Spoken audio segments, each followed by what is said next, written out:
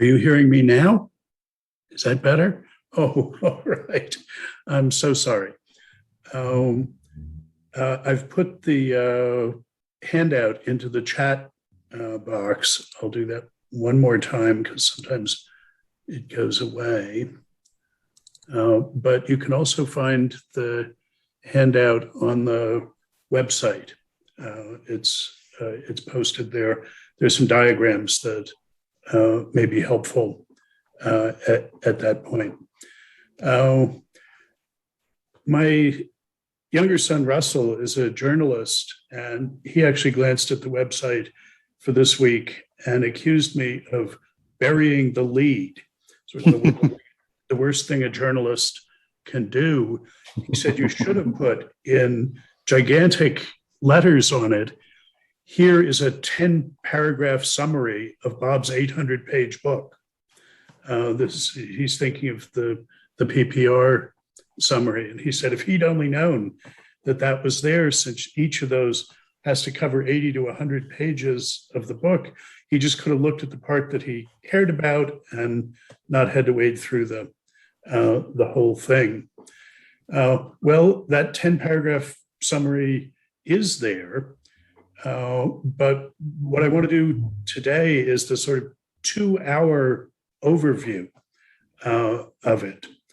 I will talk about Hegel at various points, but my aim is not to connect what I'll be saying today to Hegel. We'll be doing that in the rest of the course. What I want to do today is give you some oversight into the philosophical view that I attribute to him, so that you can see how the bits of it hang together and have some idea what's coming in it.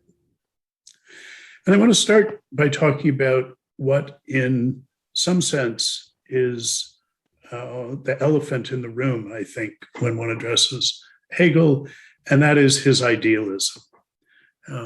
Indeed, it's not just idealism. He says Kant wasn't idealistic enough. Transcendental idealism isn't genuine idealism. He's got the idealism to end all idealisms, absolute idealism. And that's sort of scary. What is that idealism? So that's where I want to start, is talking about that. And I think the general shape and motivation of it is not far to seek or hard to understand. It's a recoil from a Cartesian picture of the world as divided into things that are by nature representings, mental things, things that are by nature tanquam rem, as Descartes said, as if of things, and things that are not, that are by nature only to be represented. And the Cartesian picture, what turns that distinction between representings and merely represented things into a dualism. Remember, I said last time, I understand a dualism is what a distinction becomes when you draw it in terms that make the relations between the two distinguished items unintelligible, is that Descartes insists that both the represented and the representings can be what they are independently of the other and be understood to be what they are independently of their relation to the other. So in the order of being and in the order of understanding both, they're independent of one another. And yet, his philosophical task is somehow to bolt them together so that we can understand ourselves as knowing the objective world and acting in it. And Hegel sees in Kant the idea of going the other way around, of starting with a picture of the unity of the subjective and the objective that's achieved in knowledge and successful action and analyze within that unity the functional roles that are being played by the objective pole now or aspect of that unity and the subjective aspect or pole of that unity. So start with what we could, attempting to be neutral, call the intentional nexus, and try and dissect it, analyze it into the roles that are played in that by these two concepts, by these two aspects or poles. Okay, I think that much is pretty much conventional wisdom about how idealism is related to its predecessors. But I don't think that's, and I think that's right as far as it goes. But I don't think that's very helpful just in itself. I think the best way in is to think of idealism as a way of working out the claim that, to use McDowell's resonant phrase, the conceptual has no outer boundary. That's the thesis, above all, of idealism in the form that we find it in German idealism. And endorsing that claim is one of the things that separates John and me from most of our colleagues in analytic philosophy. We're trying to think through the idea that the conceptual has no outer boundary. And they don't see that as a good idea, as an urgent task. Don't see why they should try and make anything of that idea. And I should say, doing that was not at the center of my concerns before 1991, when I first read the manuscript of John's Locke lectures that would become Mind and World. And it's not clear to what extent our hero Wilfrid Sellars endorsed that claim, even though it is intelligible as a Kantian claim.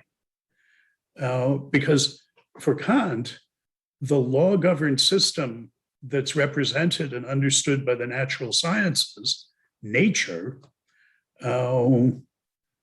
is conceptually articulated. It's transcendentally ideal. But this is another part of Kant's view that Kantians today typically don't endorse in propria persona, in their own philosophical voice. But John and I join Kant and Hegel in endorsing this basic idealist claim. Conceptualist would probably be a better term for it if we were starting over, that, as John puts it, the conceptual has no outer boundary. But what does that mean? Here, I think John can seem maddeningly inexplicit about just how he understands the conceptual. What he's saying has no outer boundary. And I think Hegel fills it in a way that makes it a much more discussable philosophical thesis and maybe more attractive philosophical thesis. It won't be a sensible thesis if you think of the conceptual the way, say, Jerry Fodor does.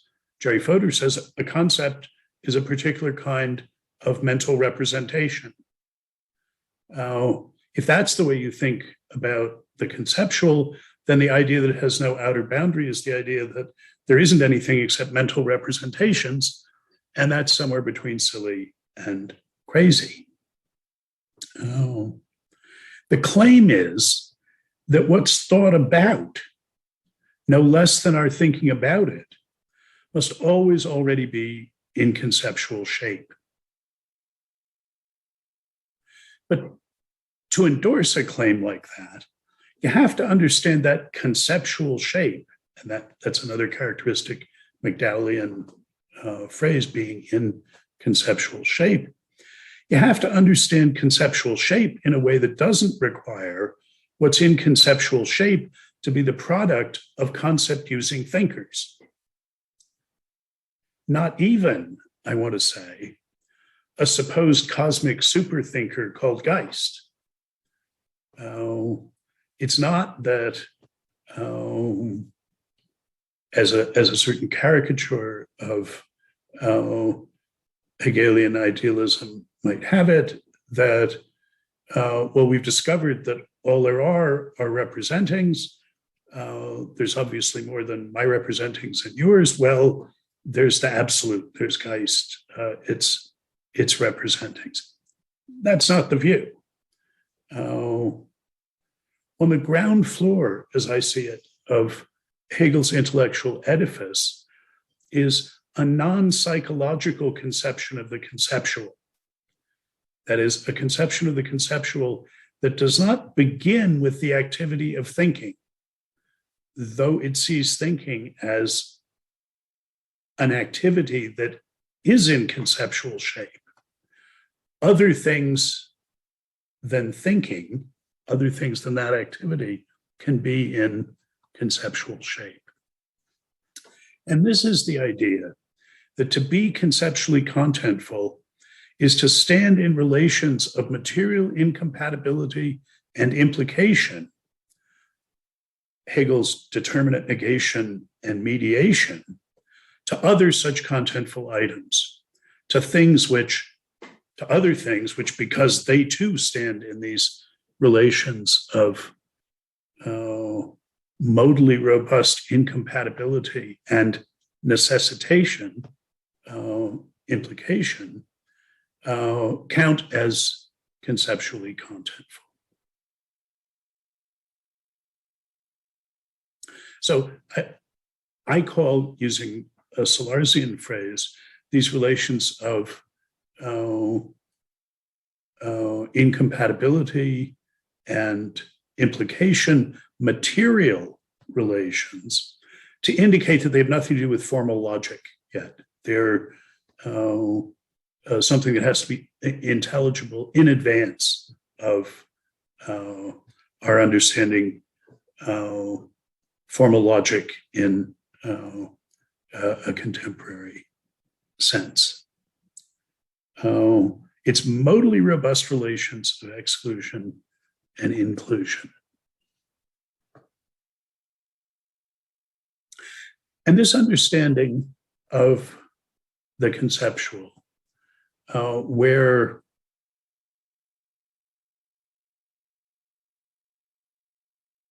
the occurrence of one item can necessitate the occurrence of another item or exclude it in a modally robust way, is essentially hylomorphic.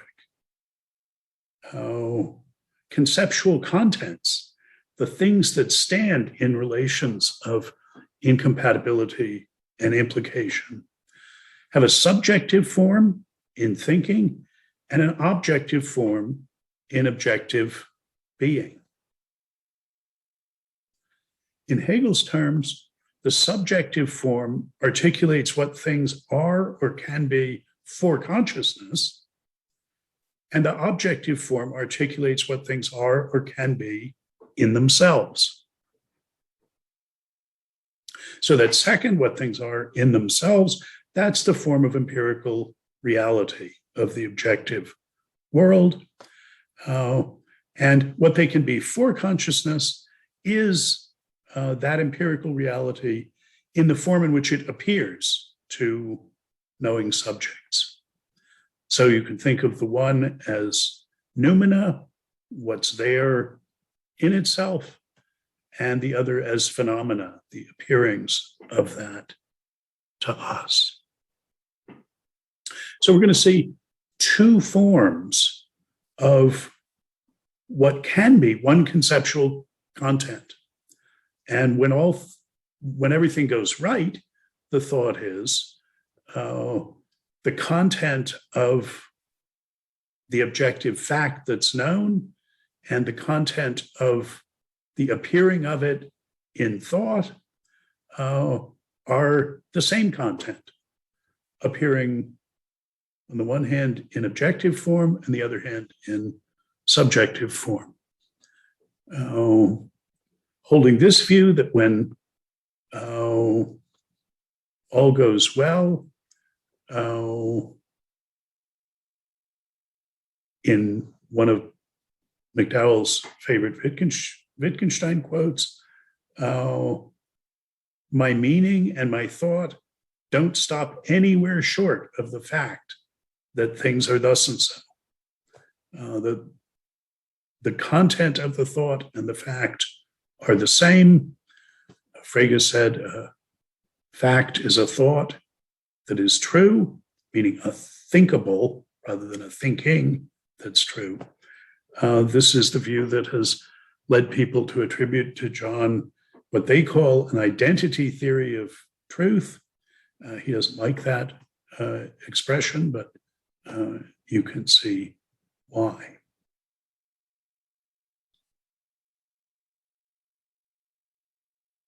But here's what Hegel adds to that thought, that when all goes well, the content of your thought can be the very fact in the objective world. They share a conceptual structure.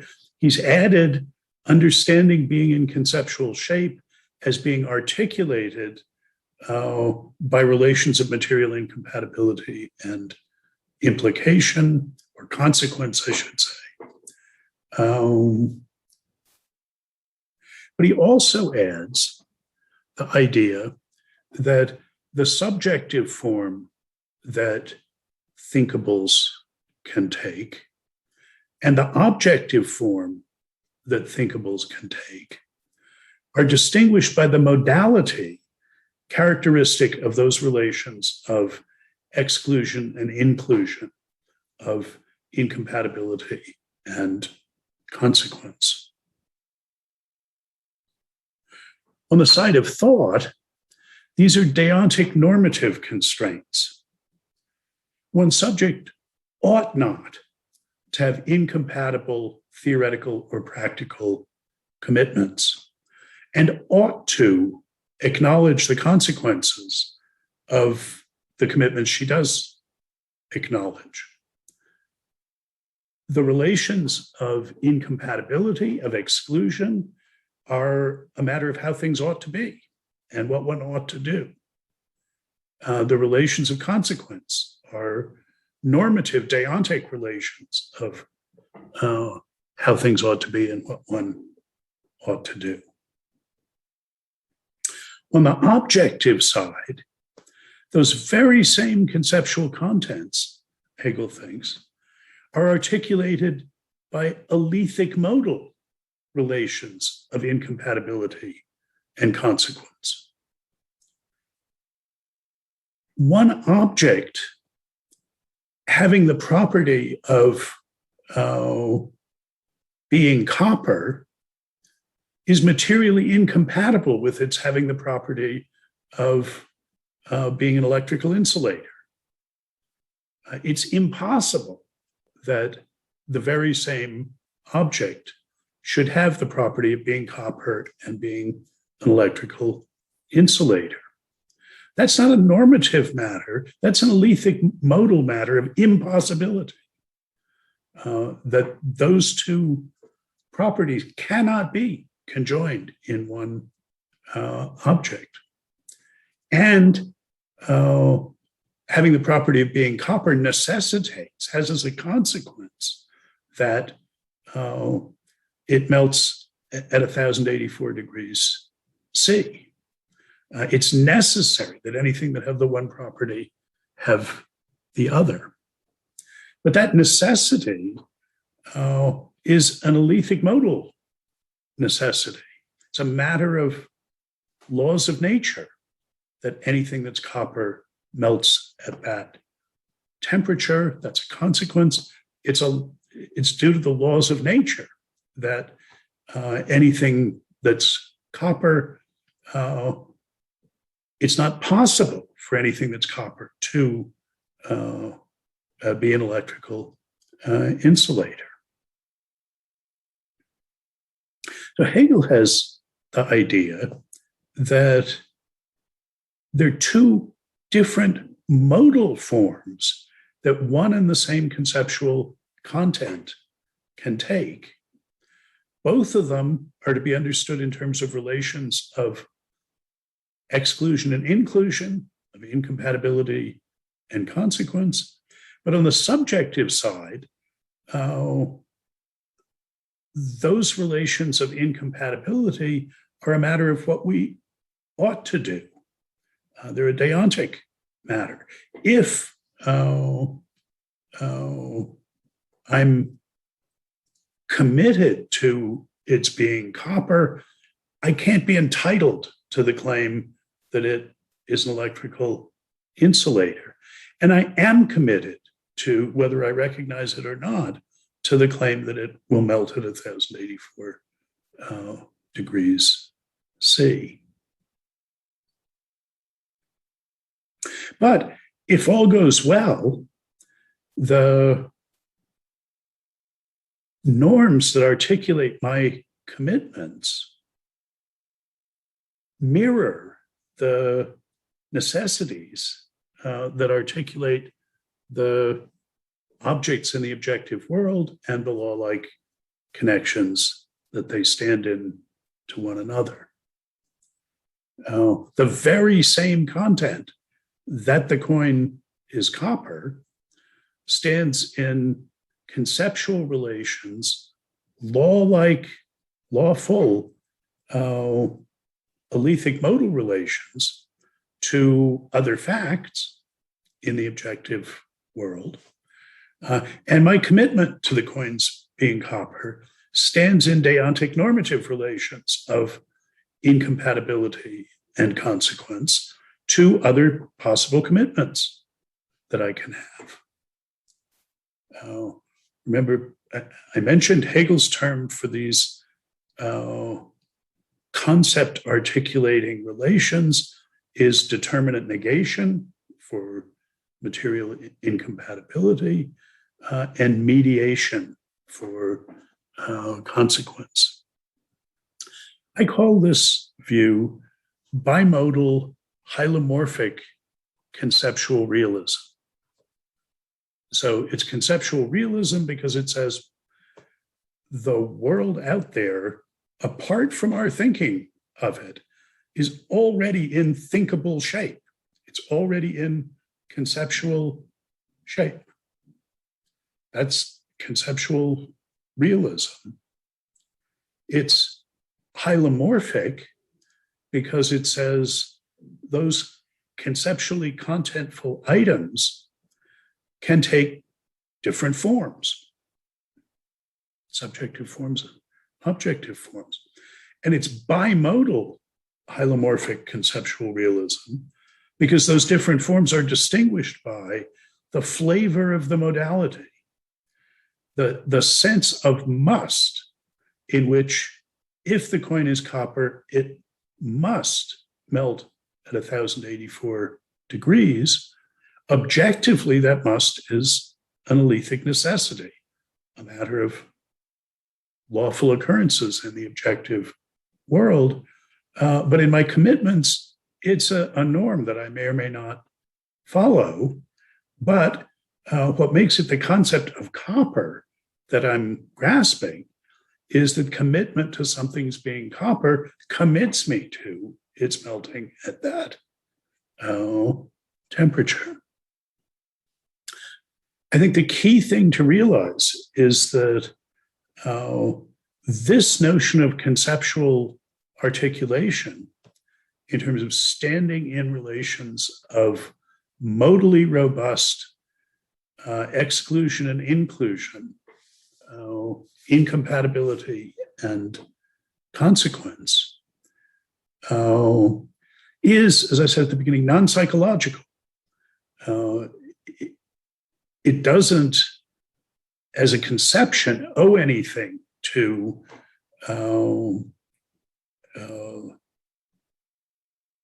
the thinking activity of subjects. If you're a modal realist, that is, you believe there really are modally robust relations of necessitation and impossibility relating empirical properties like being copper and conducting electricity. If you believe there are laws of nature, then on this account, you're a conceptual realist. The difference between idealists and empiricists is that idealists take modality seriously. That's their development of a lesson they learned from their rationalist forebears.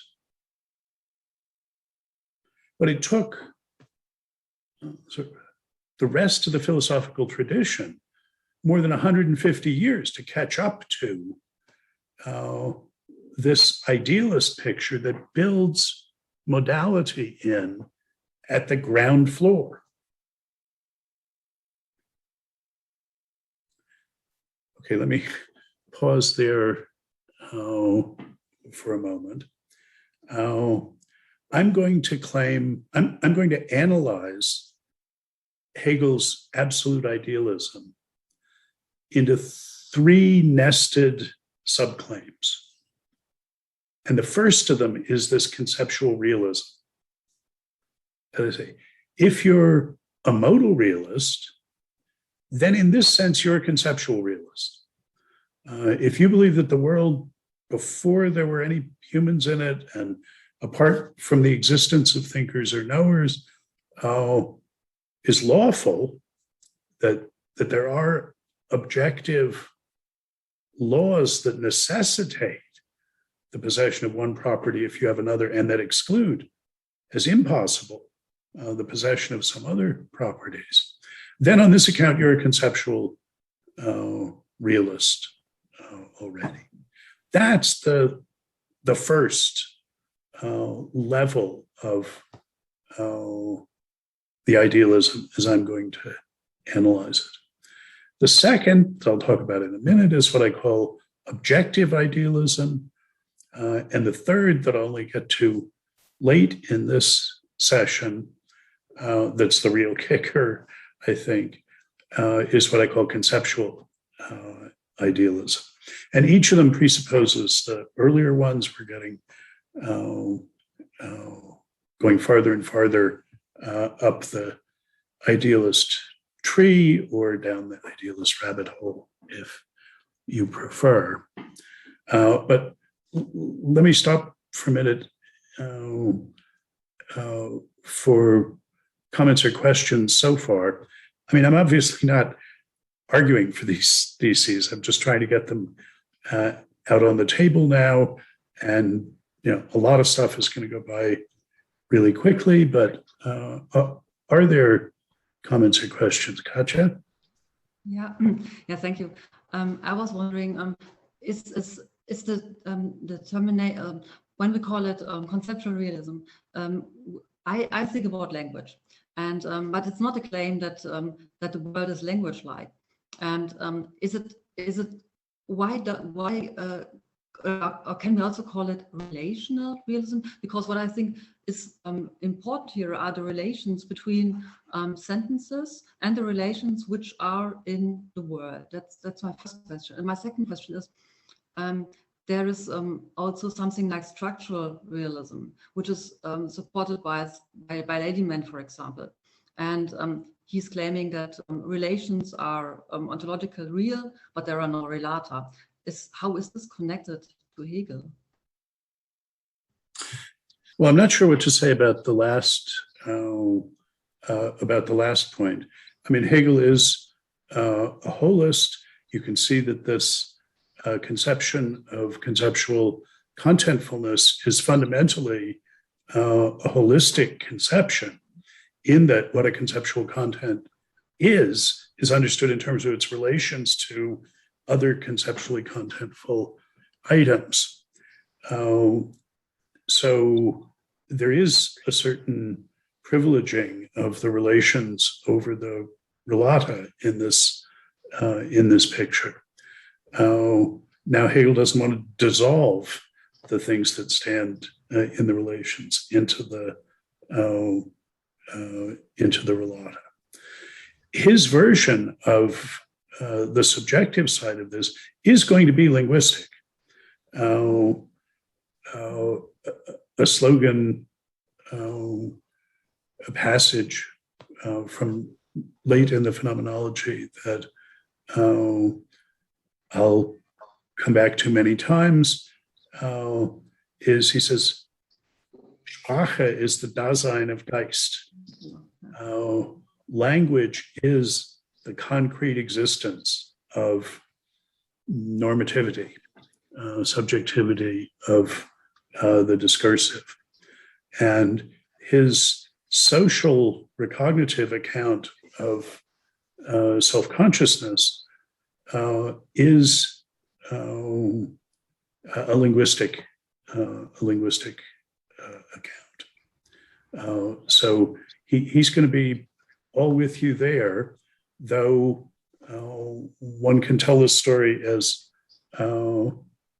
I, by and large, have, without emphasizing the priority of language to thought. Thank you.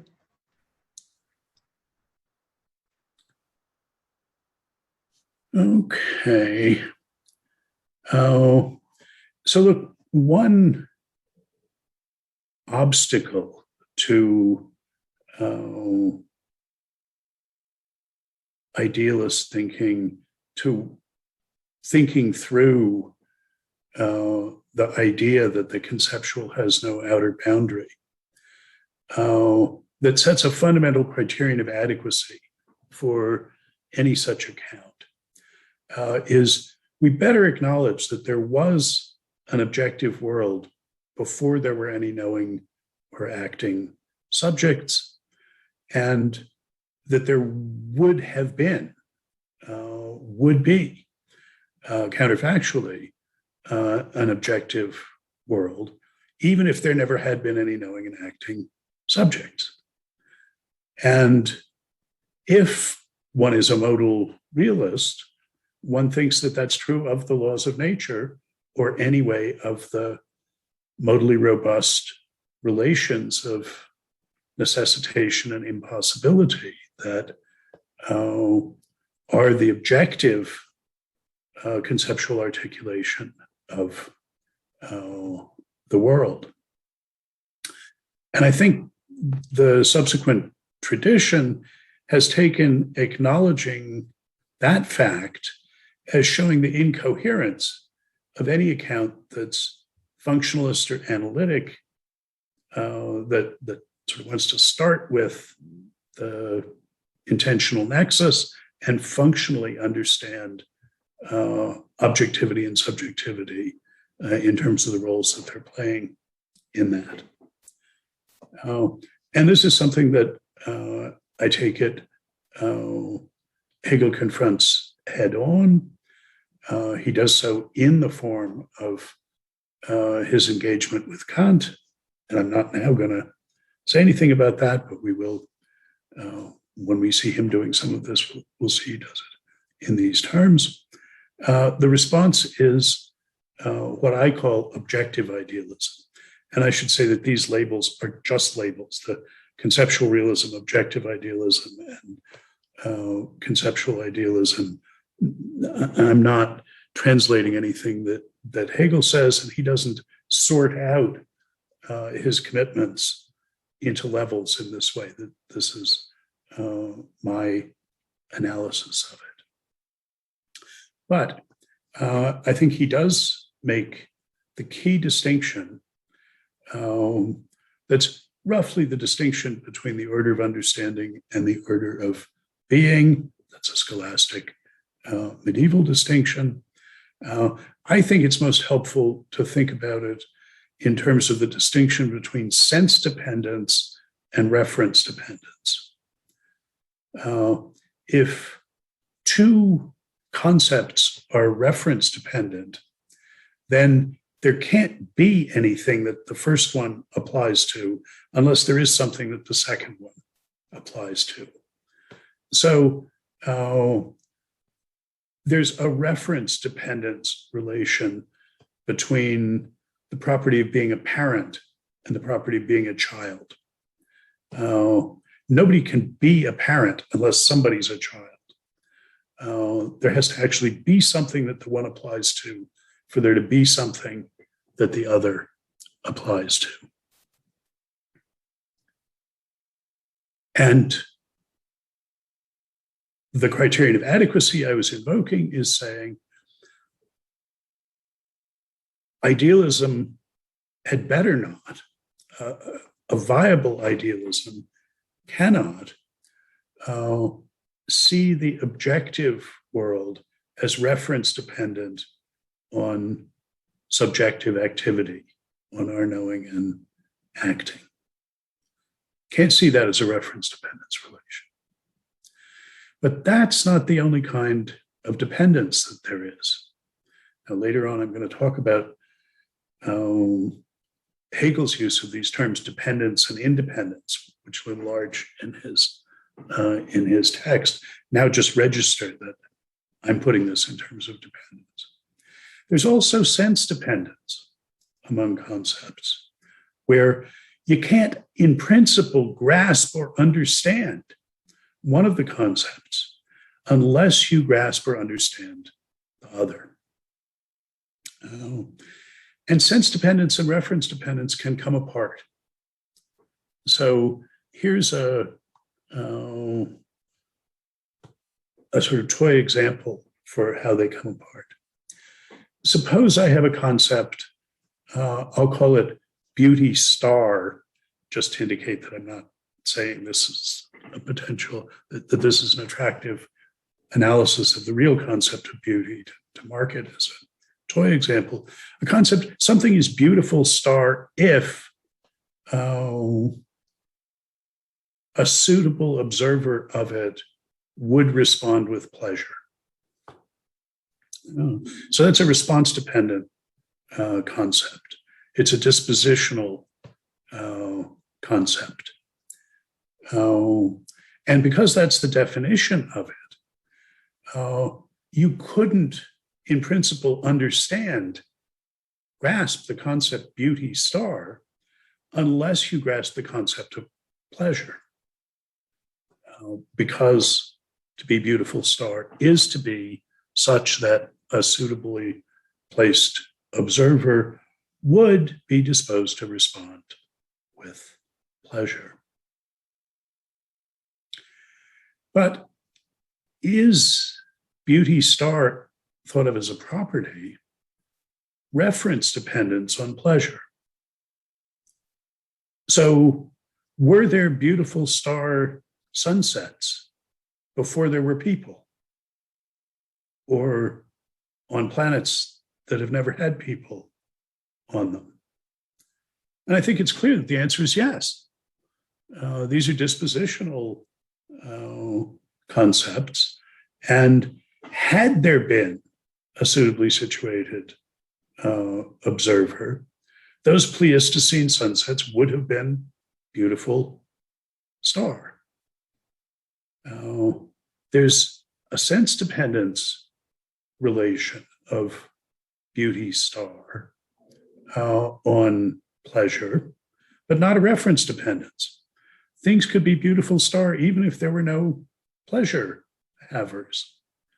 In the same way that I could define the concept of being a supraterran planet if the planet is more than 10 times as massive as the Earth. And now you can't grasp that concept. You can't understand what it is to be supraterran, what that property is, unless you understand the mass of the Earth. But there could be supraterran planets. There would have been supraterran planets, even if there had never been the earth. There isn't a reference dependence relation. So the supraterran is an example that isn't response dependent. Response dependent concepts in general are a paradigmatic class where there's sense dependence of the response dependent property on the concept of the response that determines the response. But any definition of one concept in terms of another can establish a sense dependence that may or may not involve a reference dependence. In the case of parent and child, it does. In the case of reference dependence concepts, it doesn't. And I'll admit there's intermediate cases. Is the relation between nails and hammers reference dependent or merely sense dependent? If we look at the Heideggerian equipmental relation, so there's a sense dependence or reference dependence. Well, a discussion would need to be had. Assuming that distinction is clear enough to be getting on with, the claim of objective idealism is that the alethic modal relations of incompatibility and consequence that articulate the conceptual structure of the objective world and the deontic normative relations of incompatibility and consequence that articulate the conceptual structures of thinking are reciprocally sense dependent. One can't understand either one without understanding the other. But they're not reference dependent. So the claim is one can't, in principle, can't understand the concepts that articulate the categorical structure of the objective world. Concepts like objects and properties, facts and laws, each of which are going to be understood in terms of these. Hegel will walk us through understanding those concepts in terms of relations of modally robust, alethically modally robust incompatibility and consequence.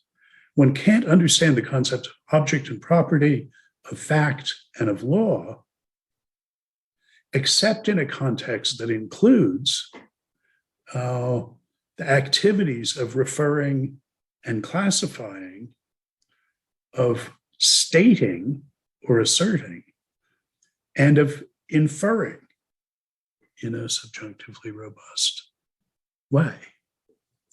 Our grip on the notion of fact is part of a larger whole that includes our grip on what it is to state a fact. Our notion of law is intelligible only in a context where we can make sense of the notion of explaining why one description applies in terms of its inferability from another description that applies. And similarly for the notions of object and property, which are the ones Hegel will actually get to first in the perception chapter 2 of the Phenomenology. So this second idealist thesis, objective idealism, is the claim that the conceptual articulation of the objective world and the conceptual articulation of our thought about it are reciprocally sense-dependent. Grasping the one requires grasping the other. And that does not imply a reference dependence. It's compatible with the subjective realm being reference dependent on the objective realm, but not vice versa, which is the way we take it actually to be. And vulgar idealism results from assuming that idealism is committed to a reference dependence of the objective world on our subjective thinking about it. And Hegel's clear he doesn't endorse that. So the second layer of absolute idealism builds on top of the conceptual realism, the bimodal hylomorphic conceptual realism. It builds this objective idealism as a reciprocal sense dependence relation that acknowledges an asymmetric reference dependent relation. So these are the first two of the three nested subtheses into which I want to analyze Hegel's absolute idealism. The third bit, what I call conceptual idealism, turns on Hegel's invention of a new kind of rationality, recollective rationality. I say invention, he would say discovery, and I'll say something about the relation between those. That's what I want to talk about in the third part of my talks here. But in the mode of giving an overall sketch of the idealism, the second level is objective idealism, and it's based on this distinction between sense dependence and reference dependence. And so in aspiring to be entitled not only to assert objective idealism in my own voice, but to attribute it to Hegel, I'm going to have to show that the distinction between sense and reference that I'm appealing to has an analog in Hegel, that this is a conceptual tool that is available to him and that he avails himself of. But I'm not doing that now. When we look at the reason chapter, chapter 5 of the Phenomenology, that's where I'll offer the cash for this promissory note. Comments or questions about this second level? Again, I'm not arguing for this yet, just trying to put the view out on the table. May I ask a question? Please. So I know you said that you're not arguing for it, so maybe we'll get to this. But if I think about something similar in the context of science, so one of the sort of objections that comes up when you think about making this relation of sense dependence, this asymmetric relation, is that if things like facts or laws need, in order to be understood, need to talk about agents, and then there's a question about whether those agents themselves are understood as consequences of or being underwritten by facts and laws. So in some sense, we should always be able to get rid of the agent in between and go just to relations between facts? Well, you need to be careful about hewing to the distinction between sense dependence and reference dependence. Our understanding of people in terms of facts and the relations to objects and properties and the laws that govern them, that's all on the side of reference. That's all in the real order rather than the conceptual order. From the fact that we could understand facts about humans in terms of facts about things that can't talk, insofar as that, I mean, let's suppose that that's true. Insofar as the facts about talking must consist in some sense, I should say, of facts about, say, our components that can't talk. It doesn't follow that we can understand talking in terms of the concepts that we use to understand things that have natures rather than histories. Sense dependence can cut finer than reference dependence does. And the claim is that you're not going to be able to make sense of the notion of a fact apart from what's statable in a declarative sentence, even though there surely are facts that we can't state in declarative sentences in the language we actually speak. But what it is for something to be a fact is something we have to understand in terms of the capacity of saying it. And I think the place where this comes out in the philosophy of science is more in thinking about scientific laws,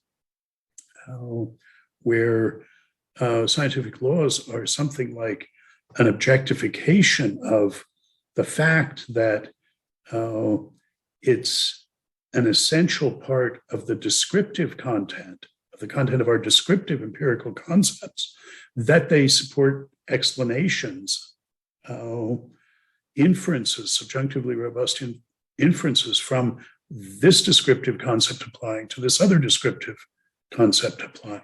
That is, that they stand in law-like relations.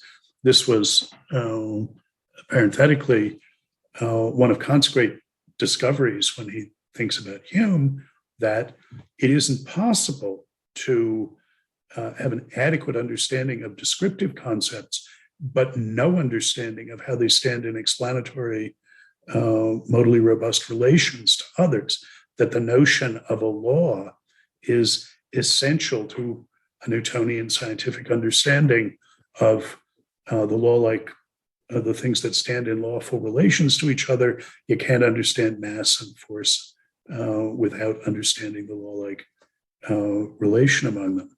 So our former Pitt PhD, Mark Lang, has written usefully about scientific laws in the light of this appreciation. And once again, it's not at all a consequence that if there hadn't ever been anybody who made any inferences, that there wouldn't have been any laws. That would be a reference dependence claim. Thank you. Okay. Okay, let me shift gears now and look just at the subjective side of things, of this bimodal, hylomorphic conceptual realism, because one of the things that I think we have the most to learn from Hegel about is his understanding of normativity. I've already claimed that his central notion of Geist is the notion of all of our doings describable in a normative metavocabulary. Now, this is controversial. McDowell doesn't think this is the way you should read Geist for instance, and it's controversial even, as it is for Heideggerian Dasein, whether we should treat it as a mass noun rather than a count noun. At any rate, this is the geistig realm, is the normative realm. And I think people have not realized that, have not appreciated the philosophical achievement of Hegel's, that is the flexible and powerful philosophical meta-language for talking about normativity that he gives us. And so that's what I want to talk about next. He makes three crucial distinctions that articulate this normative pragmatic meta-vocabulary, a vocabulary for talking about norm-governed doings. And a large part of my reading of Hegel comes from my substituting my terms for his terms, and then claiming to translate what he says into these other terms that I claim sort of give a better picture of what he's saying. So in my terms, the first distinction is between normative statuses and normative attitudes. A normative status is something like a commitment or a responsibility. A normative attitude is taking somebody to have a normative status, attributing to them a commitment or a responsibility. In Hegel's terms, this is the distinction between what subjects are in themselves and what they are for consciousness. What they are in themselves is their normative statuses. Now, this distinction between what things are in themselves and what they are for consciousness, that has an objective correlate as well. What things are in themselves objectively and what they are for consciousness in cognition. But if we just look at the subjective side, look at this distinction between, as it were, appearance and reality, what things are in themselves and what they are for consciousness, as applied to subjects, the fact that he understands subjects in normative terms means that that distinction takes the form of the distinction between what subjects are in themselves, what their normative statuses really are, and what they take themselves and others to have as their normative statuses. And then there are distinctions within the statuses and within the attitudes, these other two distinctions. So within normative statuses, what subjects are in themselves, there's a distinction between authority and responsibility. Or we could put a distinction between what you're entitled to do and what you're committed to do, between entitlements and commitments. There are differences between these, but I'll, by and large, use the language of authority and responsibility and the language of entitlement and commitment as though it's easy to go back and forth between those. This, in Hegel's idiom, is the distinction between independence and dependence. Normative independence, independence on the side of subjects, is authority, entitlement, the right to do something. And dependence is responsibility, obligation.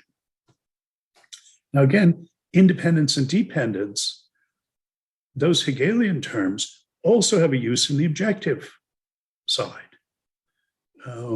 They have a basically causal use, an alethic modal use.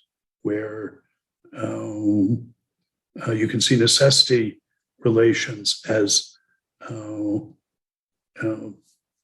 billiard ball hitting the second billiard ball as a matter of the dependence of the state of the second one on the, relative to that interaction, independence of the striking ball.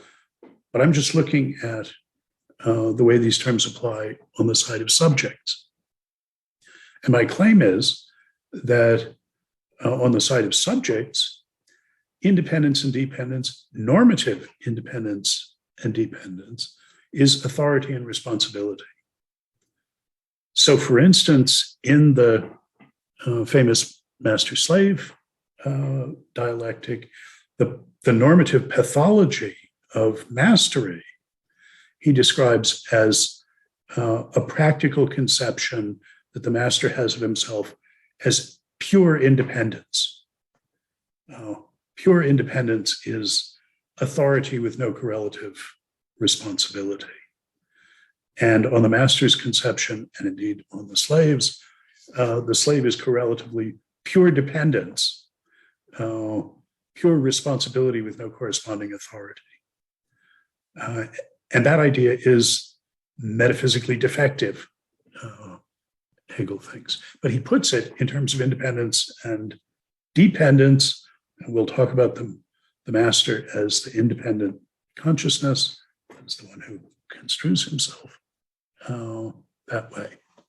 So I've said a distinction between normative statuses and normative attitudes, that is, between what subjects are in themselves and what they are for consciousness. And within the normative statuses, two flavors of deontic status, authority and responsibility, entitlement and commitment. Another distinction on the side of attitudes, the attitudes are what subjects are for consciousness. And here there's the distinction between, in Hegel's terms, between what the subjects are for themselves and what they are for others. What consciousness is for itself, for the same consciousness, and what it is for other consciousnesses. And this is the difference between statuses that one acknowledges or undertakes, takes oneself to have, and those one attributes to others. In Hegel's idiom, the distinction between what a consciousness is for itself and what it is for others. And it can be independent for itself and dependent for others, for instance. So we can mix and match across here. Let me...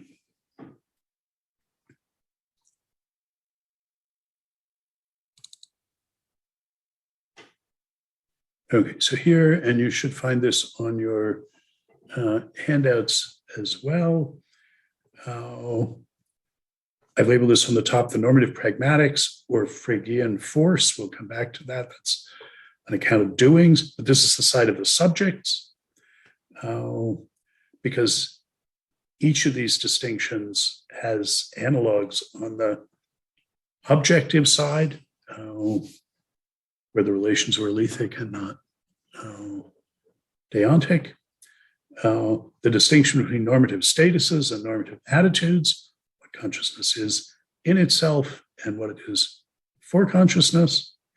And within the statuses, independence and dependence, or authority and responsibility, what a consciousness is for another consciousness and what a consciousness is for itself, are the two forms of attitudes for consciousness. So I've distinguished here by putting in bold the vocabulary I'm going to use to talk about these things, but how it matches up to, in this case, pretty much what I'm translating Hegel's idiom into my own. And I've reminded you that there are going to be analogs of all this on the objective side too.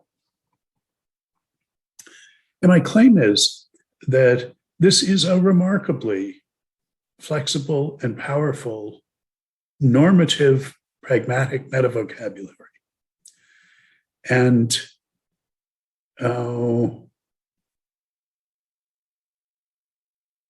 for Hegel, all of these terms in itself and for consciousness, independence and dependence, for another consciousness and for itself, these all express speculative, logical, philosophical concepts for Hegel, rather than empirical or practical determinate concepts. That's a distinction he only really makes later on. Anyway, that terminology for the distinction he only really makes later on. But I'm claiming it's marking here the vocabulary he's using philosophically to talk about our practical and cognitive activity, metavocabulary, a philosophical metavocabulary, in this case, a normative, pragmatic metavocabulary. Normative, it's in normative terms, deontic modal terms. It's a pragmatic metavocabulary because it's a vocabulary for talking about what subjects do. And I want to illustrate the flexibility and power of this vocabulary by talking about the transition from Kantian autonomy to Hegelian recognition in understanding in theorizing about the way in which normative statuses are instituted by normative attitudes. So for my second point, let me remind you that I said last time one of the overarching topics of the phenomenology, what makes it sensible for people to describe it as a Bildungsroman, a novel of the cultivation or coming of age, not of some individual. The paradigmatic Bildungsroman is Goethe's young man Werther, not of an individual, but of sort of the culture of this gigantic sea change in the structure of normativity from traditional forms of life to distinctively modern ones. And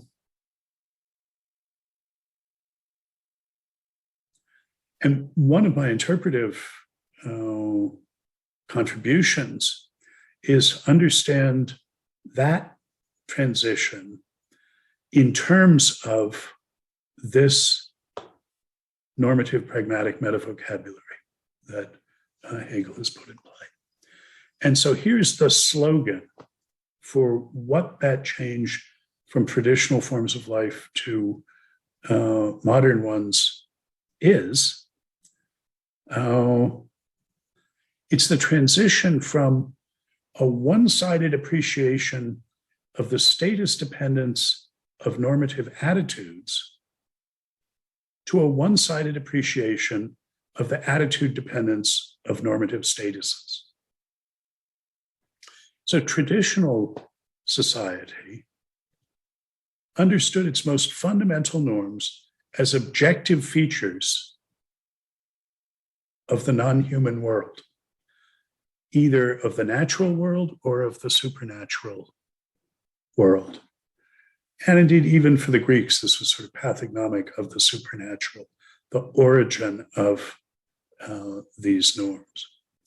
And the understanding was the fitnesses of things, how it was right or appropriate to do things, were built into the way things were. And our job was to conform our attitudes to those norms, to those statuses. I think I mentioned the title of F.H. Bradley's essay, my station and its duties. We're to understand our station, our statuses, and what our duties are, how we are supposed practically to acknowledge those statuses and act on them, what attitudes we should practically adopt, given what the fittingnesses, the appropriatenesses of things are. And I mentioned the great chain of being. Well, the point is that's a chain of statuses of superiority and subordination, that is, of authority and responsibility, of normative statuses. And the traditional understanding is that our attitudes, what we take ourselves to be committed to and authoritative about, and what we attribute to others should reflect that antecedent structure of statuses. So in a slogan, the traditional view is that normative attitudes are status dependent. Now here, I mentioned dependence before with sense dependence and reference dependence. Here I'm using dependence again. In the translation, dependence is a matter of responsibility, and independence is a matter of authority. Well, right, this is saying at a meta level that the attitudes are responsible to the statuses. The statuses are binding on the attitudes, authoritative over them. That's the traditional understanding. And modernity, its guiding insight is the corresponding complementary one, realizing the attitude dependence of normative statuses. As the Enlightenment comes to see that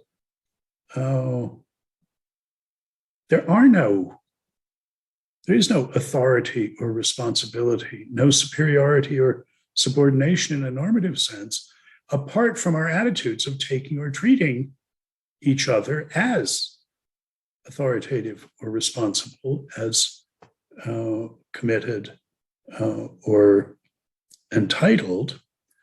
The modern slogan is, we've met the norms and they're ours. The norms are the products of our practices, of our attitudes. The purest expression of this is social contract theories of political obligation that say what makes the king authoritative is our acknowledgement of him as authoritative, which maybe for Hobbes we've got good reason to do, and so on and so on. Apart from our practically taking or treating each other as authoritative and responsible, as superior or subordinate, there wasn't anything like that. This socially transformative and corrosive insight is epitomized in the rude medieval English couplet when Adam delved and Eve span, who was then the gentleman? Where were the aristocrats in the Garden of Eden? Where did this all come from? I mentioned as a surprisingly insightful commentary on the Phenomenology last time, and linked to it on the website, Carlyle's Sartor Resartus, his retelling of Hegel's story in the form of a philosophy of clothes. There, this thought that it's the attitudes that institute, it's the social attitudes that institute the normative statuses.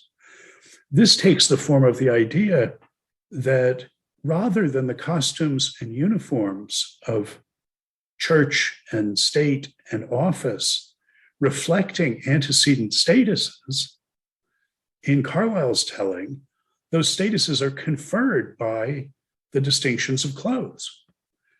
The way Carlyle has the telling, the proverb is right, that clothes really do make the man. And there isn't anything more to these differences of status than is conferred on them by wearing these clothes. That's the reversal that he sees there. And I'm saying this is a genuinely Hegelian understanding of things. So Hegel is going to see, Hegel sees modernity looking at the traditional society as reifying, projecting, objectifying the products of our own attitudes and thinking of them as something that's there independent of us. Marx's useful term for this is fetishizing. Fetishizing something is mistaking something that is the product of your own activities for something independent of you and binding on you. Thinking that, I mean, the paradigm for Marx is thinking that the value of gold, for instance, relative to silver or relative to anything else, is an intrinsic objective property of it, like its density, as opposed to seeing that it's just the role that it plays in our practices. Now, Hegel thinks that each of traditional society and modern society had a genuine insight. Attitudes really are status dependent. We really are bound by norms. But the moderns were right that norms are ultimately our product. The trouble is each one of them one-sidedly seized on one of these insights. And what's needed is a balanced appreciation to get into one view. How it can be, on the one hand, that attitudes are genuinely status dependent, norms are genuinely binding on us, and on the other hand, how those norms are intelligible as our products, as instituted by our practical attitudes. And I read the Phenomenology as projecting a third phase in human history, a postmodern phase in which we will get these two insights together.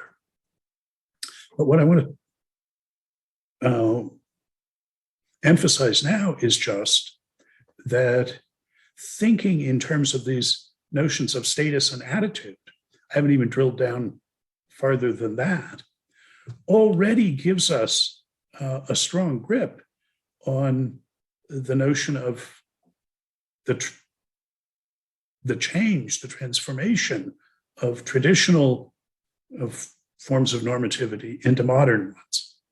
If we just think of those two epochs in the history of Geist as characterized by these two insights. So what I want to do after the break, what I want to start off with is using really the full apparatus of these three distinctions that between status and attitude, and then two kinds of status and two kinds of attitude that Hegel gives us to understand the distinctively modern conceptions of the institution of statuses by attitudes. The two that we'll look at is Kant's notion of autonomy, and then Hegel's notion of normative statuses as instituted by reciprocal recognitive attitudes, socially instituted by our practical attitudes. So why don't we take 15 minutes now? I have that it's 2:51, so let's come back at 3:06.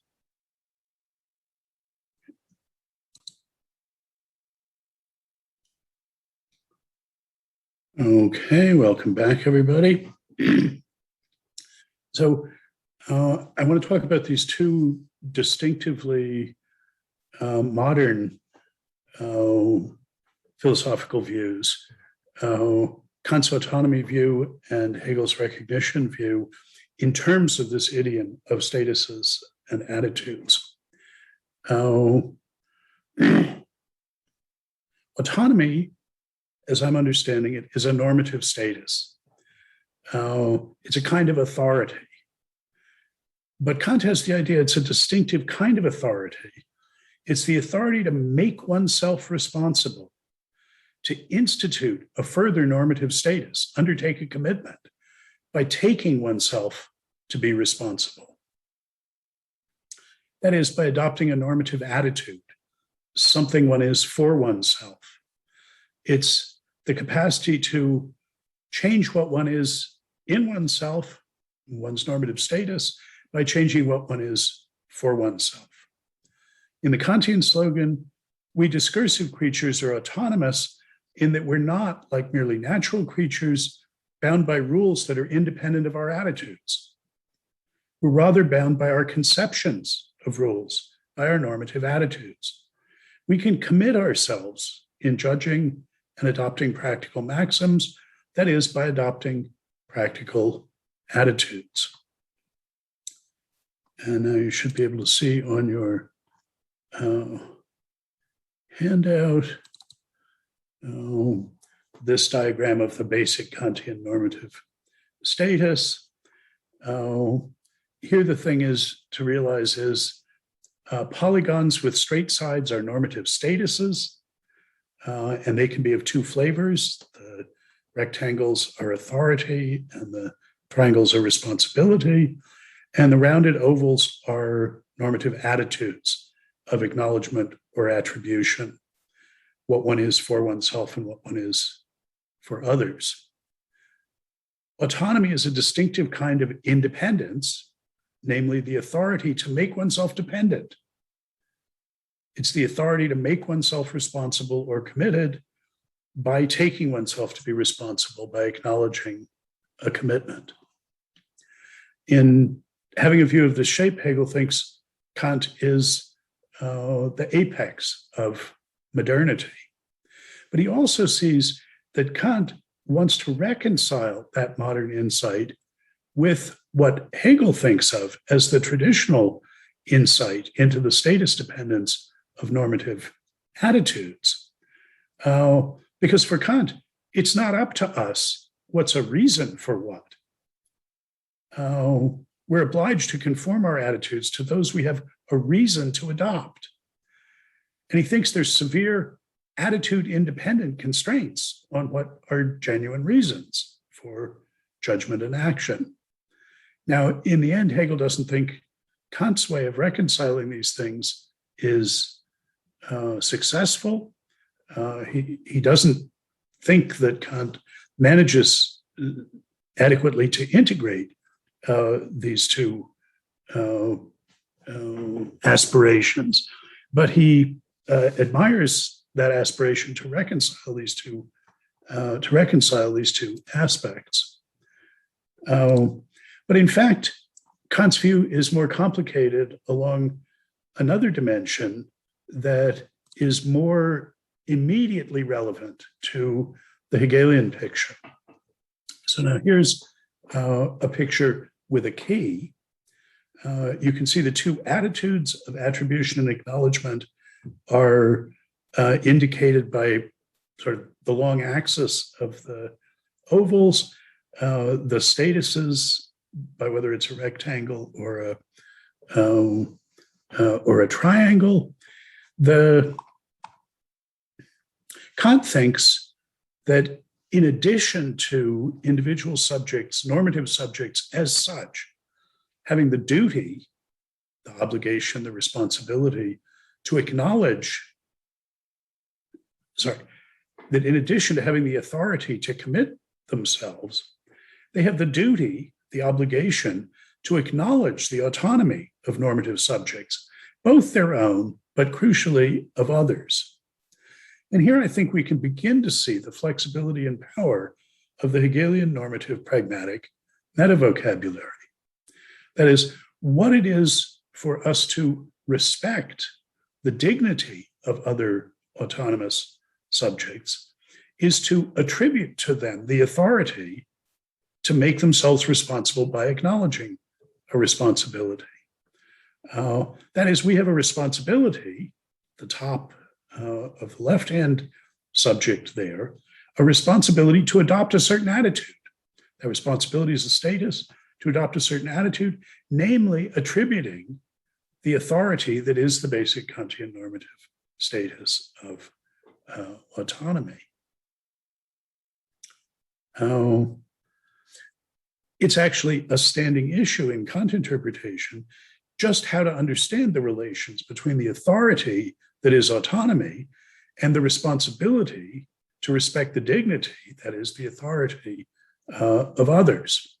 And again, Hegel is worried that Kant doesn't sufficiently integrate these conceptions. But mostly, Hegel notices and objects that although Kant has the idea of attitudes instituting statuses, of our making ourselves responsible by taking ourselves to be responsible, neither of the statuses at the top of the diagram are instituted by attitudes. Having the authority that is autonomy and the responsibility to respect the autonomy of others are top-level normative statuses. Statuses that, as far as Kant is concerned, we just come with. But Hegel has the idea that the acknowledgement by others of our autonomy is an attitude that is itself partly constitutive of the authority to commit oneself that is autonomy. To institute a genuine normative status of responsibility, to succeed in making oneself responsible, Hegel thinks one must not only adopt the attitude of undertaking or acknowledging that commitment, being responsible, being part of what one is for oneself. For that to be a genuine status, what one is in oneself, one must also recognize others in the sense of authorizing them to hold one responsible. And further, they must actually attribute that responsibility. They must take one to be responsible. Their attribution, what one is for those others, one recognizes, is as essential for instituting a genuine normative status as one's own acknowledgement of it is, as what one is for oneself. So to institute a genuine normative status, to make that be part of what one is in oneself, depends not only on one's own attitudes, what one is for oneself, but also on the attitudes of others, what one is for them. Which others? Well, that is up to you. That's a matter of who you attribute that authority to.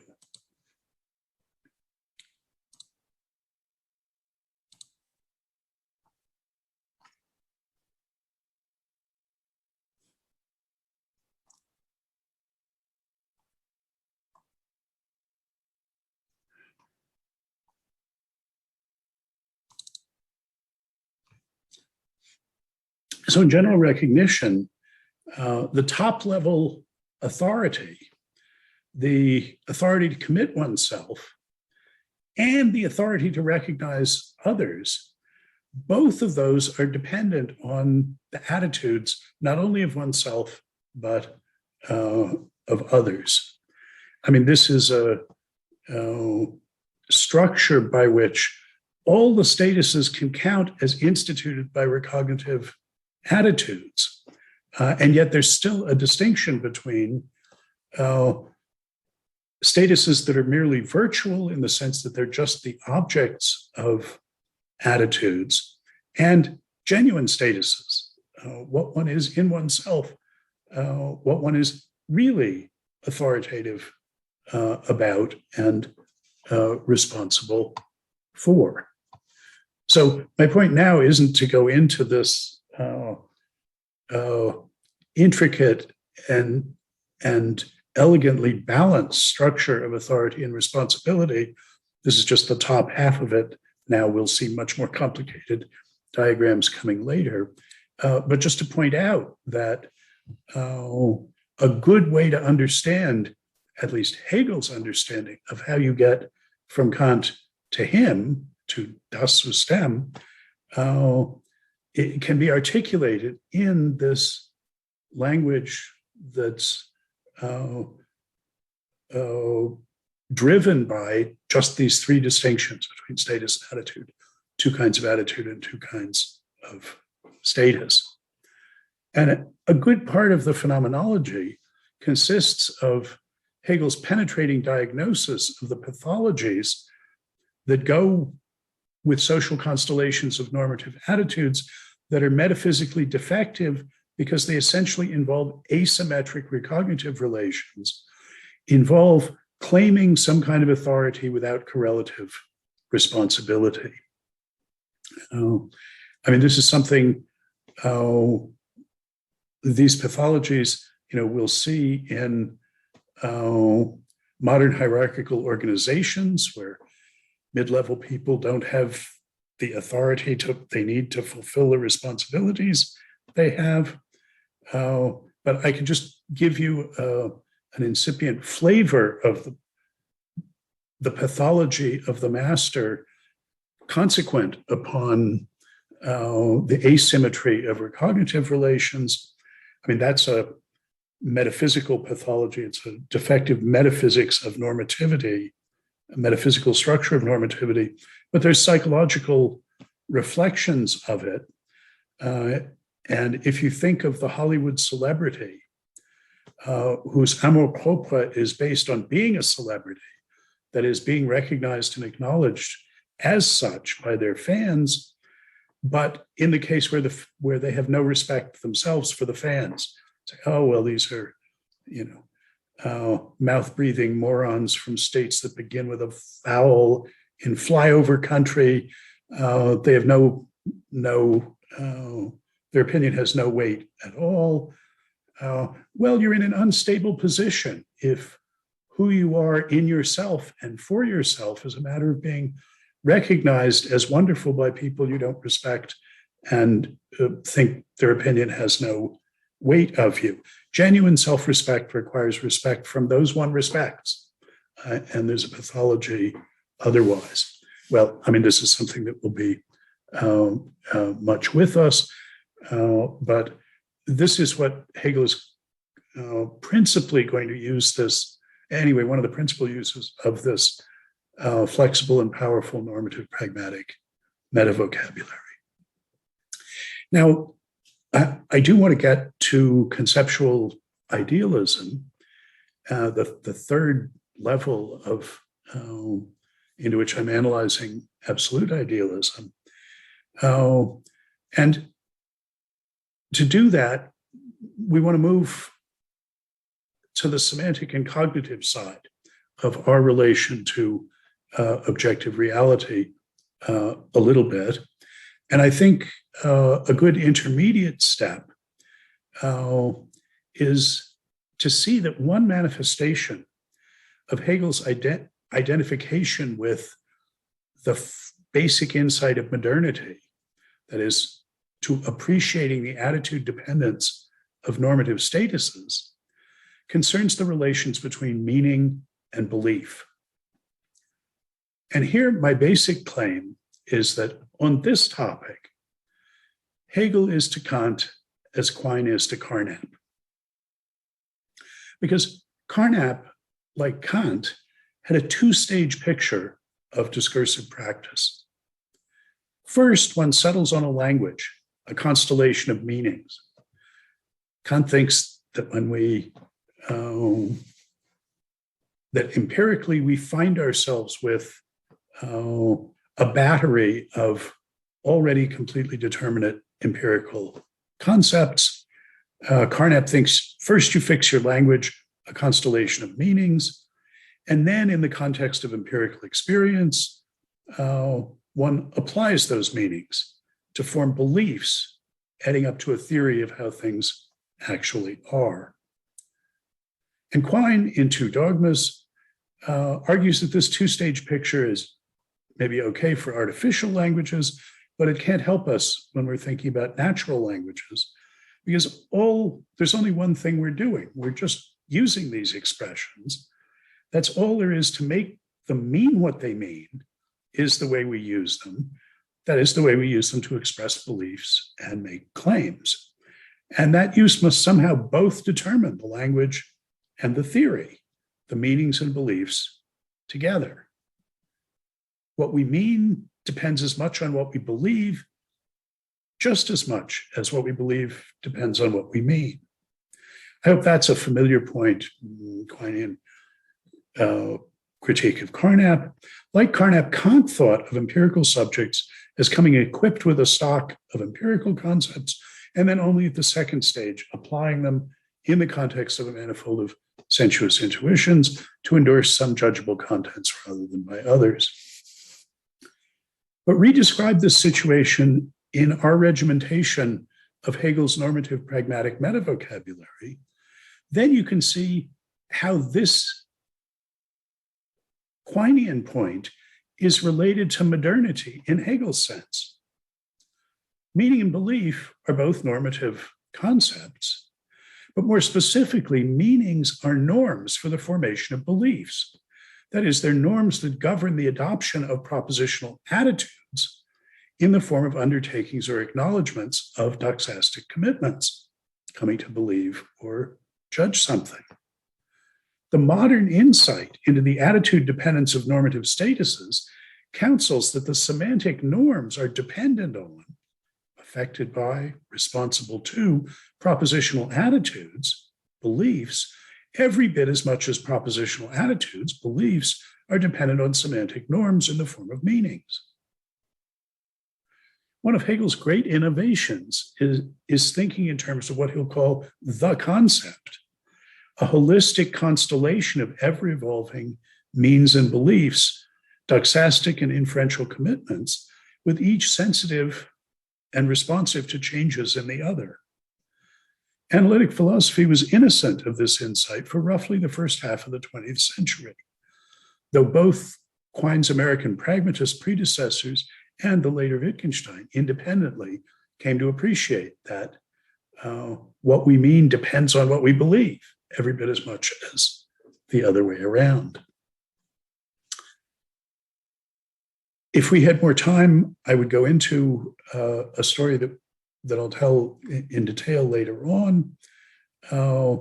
This one application of that Hegel makes of this insight is his version of the fact that the deliverances of sensuous immediacy outrun, in principle, what can be captured in determinate empirical concepts. Kant understands this in terms of the in principle inexhaustibility of the deliverances of sense by any finite set of judgments.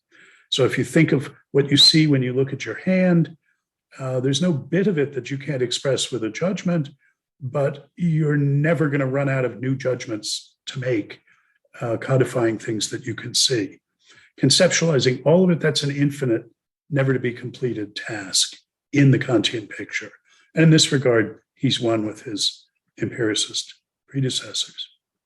But Hegel understands that same feature instead in terms of the in principle instability of any set of determinate empirical concepts. This is the necessity, he thinks, that the result of properly and correctly applying any set of empirical concepts, any set of norms or meanings, by endorsing judgments, will inevitably, sooner or later, lead us to doxastic commitments that are incompatible according to those very norms, and so oblige us by our own lights to change the concepts, to change the norms.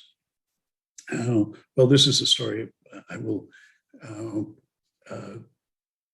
tell at length later because it's an important difference between them, but it's an application of seeing the malleability, the responsibility of meanings, the norms for belief, to the actual attitudes of belief that we acquire. But to move into the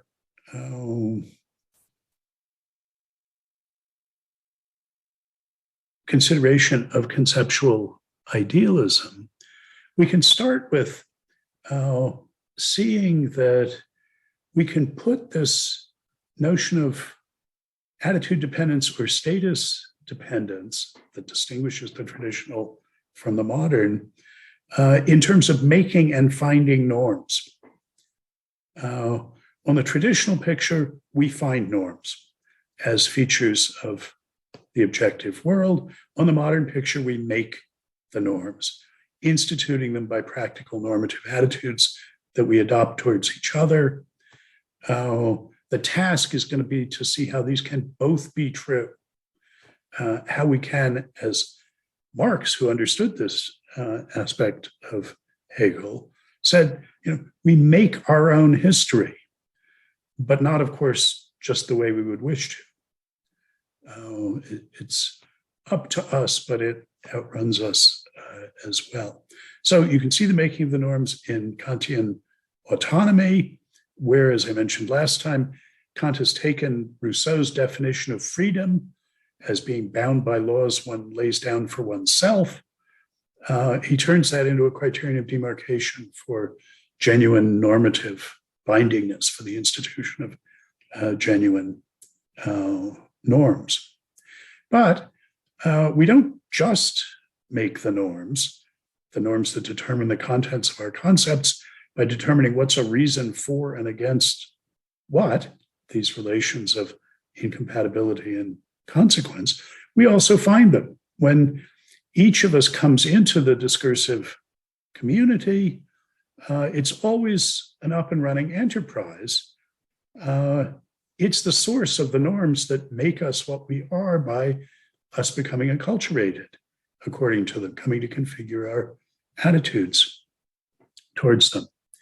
So Hegel sees that we've got to somehow be able to synthesize these two one-sided insights.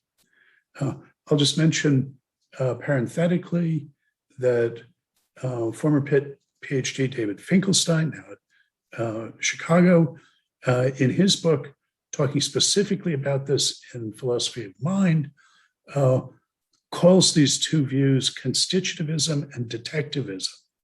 Constitutivism, that we make the mental be what it is by taking it to be that way, and detectivism, that no, there's something that is what it is already, and it's just up to us to detect it.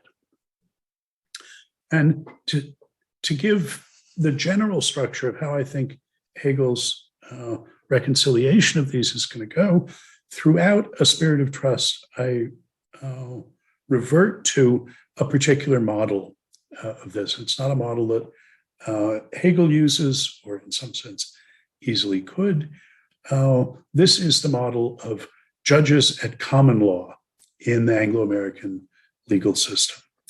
And it applies also to case law, where the idea is in common law, there is no underlying statute. No legislature has ever laid down an explicit formulation of a principle. This is what's forbidden. This is what's permitted. Common law is, as it's usually put, a judge-made law. There's nothing to it except the precedents provided by earlier decisions. And case law, in the context of statute law, here there is a statute, but now case law is a matter of applying this principle to particular cases, and that has the same structure as common law. The case law is judge-made law.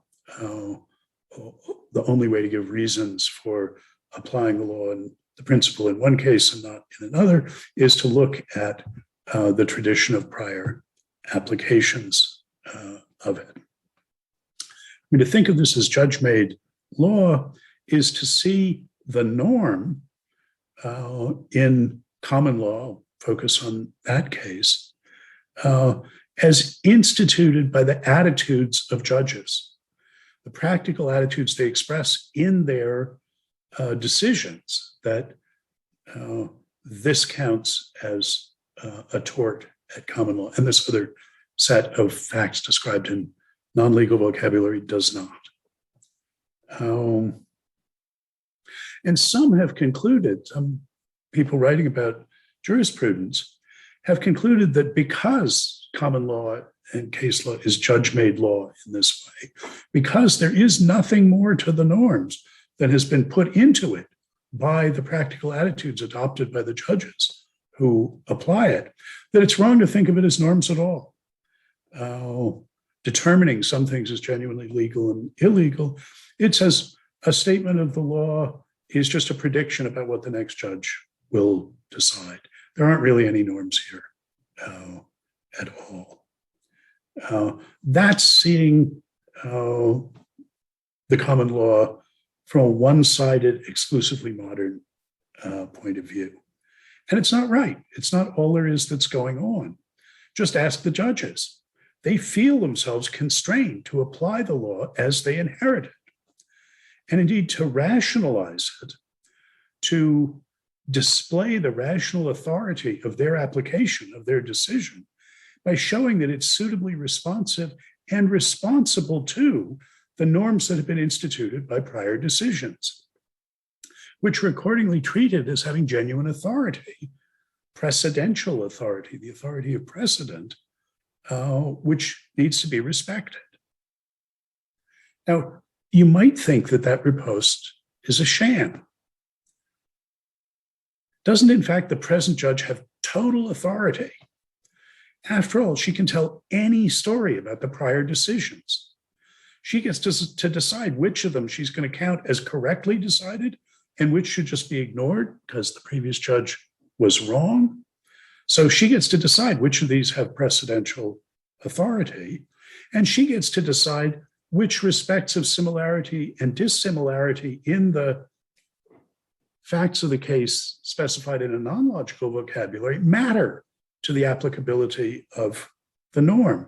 After all, any two things, and so a fortiori, any two cases are similar to each other in an infinite number of respects and dissimilar to each other in an infinite number of respects.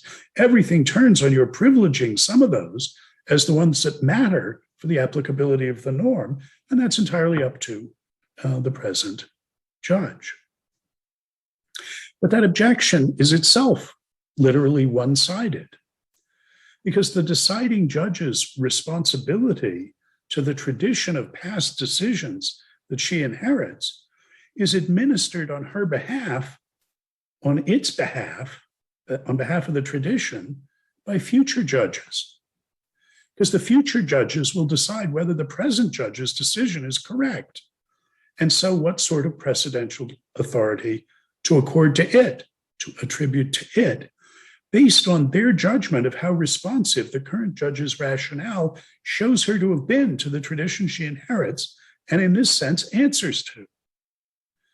If and insofar as the future judges take the present judge to have been unresponsive to the norms implicit in the antecedent tradition, insofar as they see the judgment not as norm governed, but as responsive to what the judge had for breakfast, as the philosophers of law put it, they will discount it and won't treat it as a proper precedent, won't treat it as having that authority. And that means that common law and case law are both made by judges and found by them in this historically extended, temporally asymmetric recognitive community. Each judge exercises some authority over the law she inherits in applying it to a case consisting of novel facts and concrete circumstances, and thereby contributes to further determining the content of it. But she's also responsible to the law she's applying.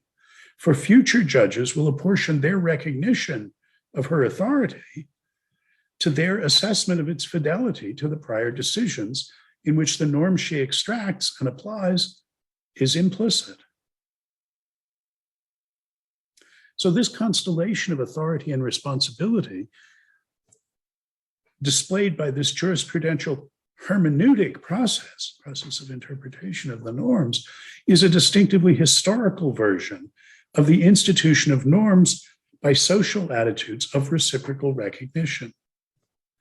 The present judge both recognizes the authority of prior judges and, if all goes well, is recognized as authoritative by future judges, just insofar as she's fulfilled her responsibility to those ancestors that she recognizes. The historically asymmetric form in which each judge recognizes and is recognized in turn defines the temporal perspectives from which instituting the emerging norm and applying it, making it and finding it, show up as two aspects on the same process. We could say that viewed prospectively, we see the judges making the law what it is, determining the boundaries of the norm by their decisions, by the attitudes they actually adopt. But viewed retrospectively, from within a tradition rationally reconstructed by the judge's rationale to be norm governed, that recollection shows up as finding a norm that was always already implicit in the prior decisions. And it governed the application, determined the difference between correct and incorrect application by providing the standard of assessment, the norm that determines whether those applications are correct or incorrect. Hegel wants us to think about this retrospective rational reconstruction. He calls it the process of recollection, Erinnerung. He wants us to think about this in expressive terms. A recollective rationalization of a decision retrospectively discerns not just any tradition, but an expressively progressive tradition in which a norm, in the form of a law, that was all along implicitly guiding the applications of prior judges and providing a standard for assessing correctness or incorrectness, becomes, through the practical attitudes that the judges actually adopt in applying it, gradually but cumulatively ever more explicit. What the law was an sich, implicitly in itself, appears ever more veridically for consciousness as it's expressed by being applied in the actual attitudes in concrete circumstances. Now remember, on the normative side of knowing and acting subjects, the distinction between what something is in itself and what it is for consciousness is the distinction between normative statuses and normative attitudes. Those attitudes are appearances of the statuses to the consciousness that is adopting those attitudes. They're the appearance of statuses, the authority and responsibility that subjects are taken or treated as having in practice, by their acknowledgements or to others by their attributions.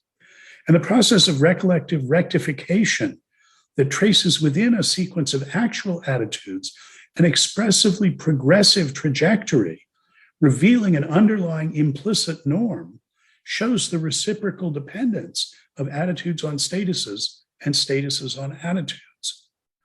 Hegelian recollection is the distinctive kind of making that is a finding.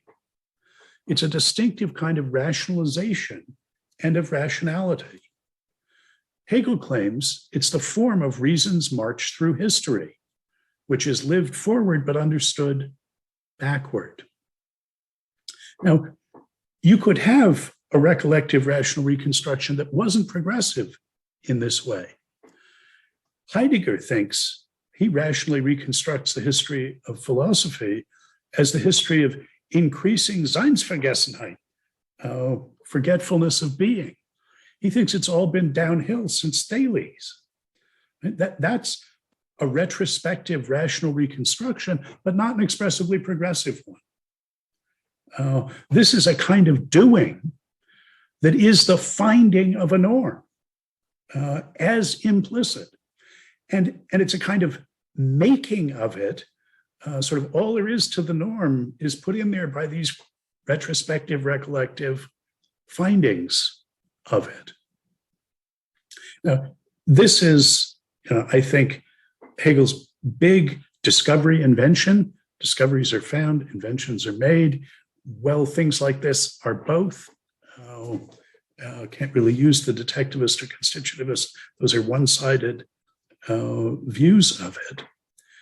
I mentioned that my son Russell had looked at the website here and admired the 10-paragraph summary that would have saved him, he thought, a lot of trouble. I said, well, what did you get from the 10-page summary? And I'll show you what he sent me.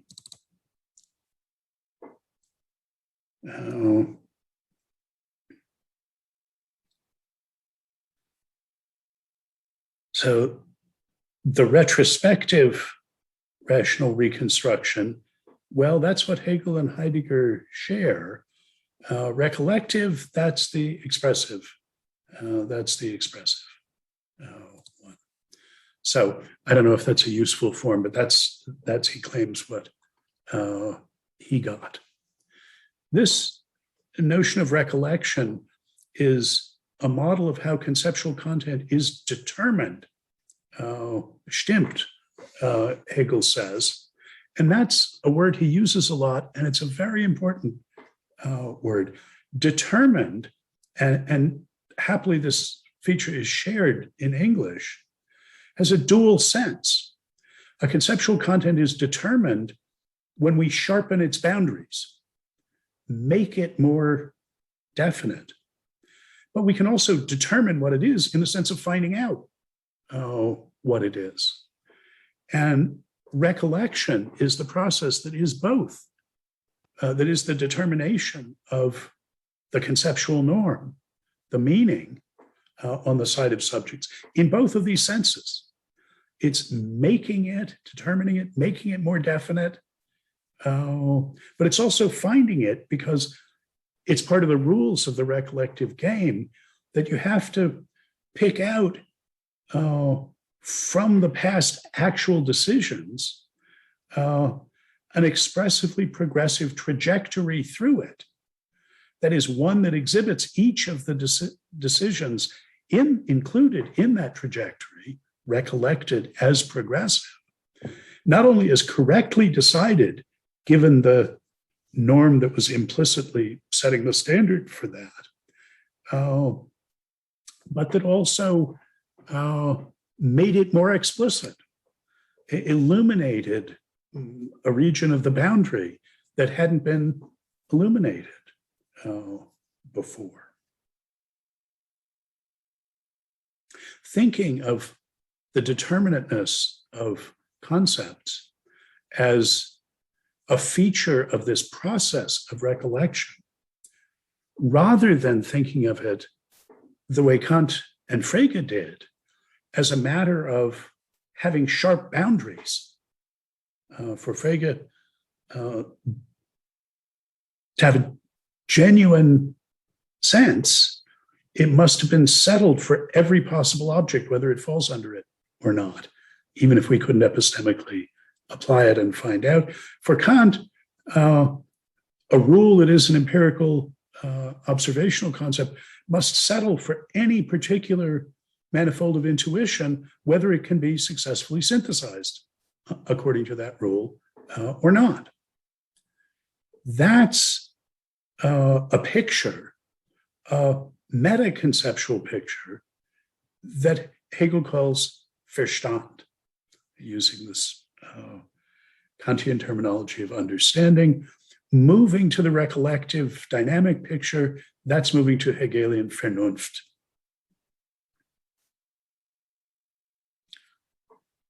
And it's in these terms that Hegel is going to understand the representational dimension of conceptual content. The relation between what things are in themselves, how it is with the representants, and our representings of them. The intentional nexus, one end of which the representeds are articulated by relations, alethic modal relations of incompatibility and implication, and the other end of which the representings are articulated by deontic normative relations of incompatibility and consequence. That representational relation, we're going to understand recollectively. We're going to give an expressive account of it. Now, remember last time I said that one of the things Hegel attributes to Kant and takes himself to be developing from Kant, one of the ideas, is that representation is itself a normative concept, that what's represented by something is what exercises a distinctive kind of authority over it, in the sense of providing a standard for assessments of the correctness of what counts as a representing, just insofar as it's subject to that kind of assessment of correctness, and is a representing of that represented, just insofar as that represented thing has that authority, just insofar as the representing is responsible for its correctness to how it is with the thing that counts as represented by it in virtue of having that kind of authority.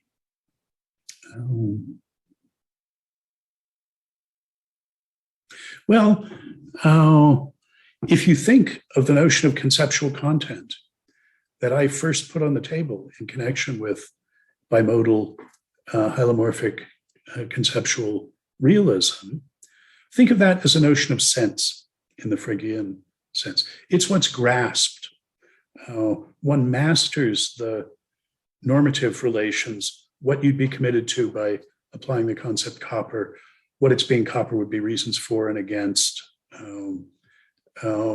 That's a picture of what you need to do to grasp a sense.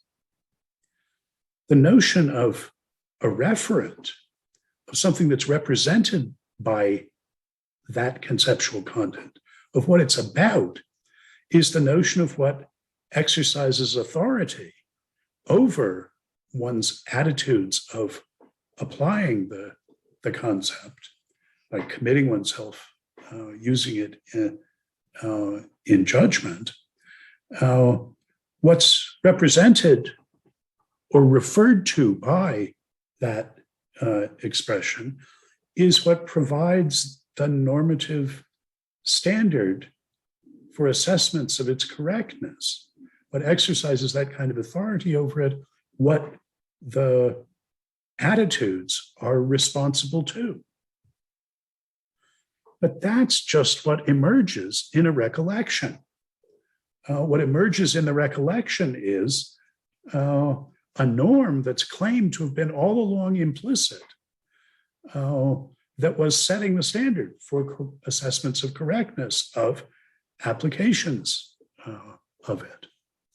That expressive account of recollection as the gradual emergence into ever greater explicitness of a norm that is rationally reconstructed, recollected as always already, exercising authority. That's Hegel's expressive account of the emergence of referents, of representeds from the senses. It's an account of how the noumena, how things are in themselves, becomes visible in a recollected sequence of phenomena, of appearances of it, as applications of what recollectively shows up as that very norm. So this is how the semantic meta-concept of referent or represented is made sense of expressively in terms of recollection. This is an instance of what I waved my hands at last time as the pragmatic's first order of semantic explanation that Hegel thinks of himself as having adopted from Kant. And though now we will have moved into a case where the picture may make it even less intelligible instead of more so.